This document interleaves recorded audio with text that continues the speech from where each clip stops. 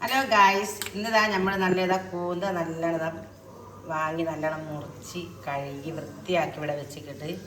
അപ്പം ഇതിലേക്ക് ഇത് നമുക്ക് പൊരിച്ചെടുക്കാൻ വേണ്ടിയിട്ടാണ്. അപ്പം ഇതിലേക്ക് മുളകും പൊടി ഇട്ട് കൊടുക്കാം. ഒരു 2-3 സ്പൂണ് മുളക് പൊടി ഇട്ട് കൊടുക്കാം. പിന്നെ ഒരു 1/2 സ്പൂണിൻ്റെ അത്ര മഞ്ഞൾപ്പൊടി ഇട്ട് കൊടുക്കാം. ഒരു ചെറിയൊരു 1/4 സ്പൂണ് ഗരം മസാലപ്പൊടി ഇട്ട് കൊടുക്കാം. പിന്നെ നമ്മുടെ ആവശ്യത്തിനുള്ള ഉപ്പ് ഇട്ട് കൊടുക്കാം. ഉപ്പ് ഇട്ട് കൊടുത്ത് നല്ലോണം ഒന്ന് മിക്സ് ചെയ്യാം. എല്ലായിടത്തും എത്തുന്ന രീതിയിൽ നല്ലോണം ഒന്ന് മിക്സ് ചെയ്യാം.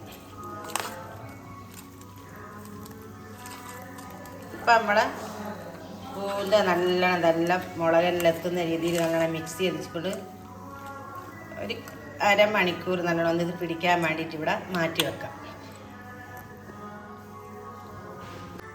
അപ്പം ഞാനിതാ ഗ്യാസിൻ്റെ മുകളിൽ പാൻ വെച്ചിട്ടുണ്ട്. അപ്പം നമ്മളെ കൂന്ത ഒന്ന് നല്ലോണം ഒന്ന് പൊരിച്ചെടുക്കാം. അപ്പം ഞാൻ ഇതിലേക്ക് ഇപ്പോൾ ഓയിലോ വെളിച്ചെണ്ണ ഒന്നും ഒഴിച്ചിട്ടില്ല.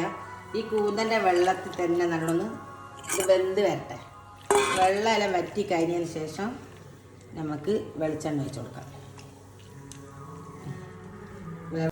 ഇപ്പോൾ ഇത് നമ്മളിതാ കൂന്ത നല്ലോണം വെന്ത് വരുന്നുണ്ട്. വെള്ളമെല്ലാം വറ്റി വെന്ത് വരുന്നുണ്ട്.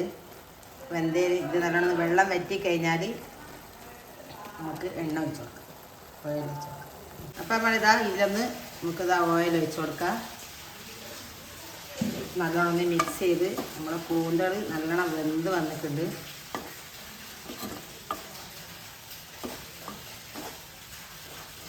അപ്പോൾ ഇതാ നല്ല അടിപൊളിയായിട്ട് നമ്മളെ കൂന്തൽ നല്ല പൊരിച്ച് റെഡിയായി, അടിപൊളിയായി.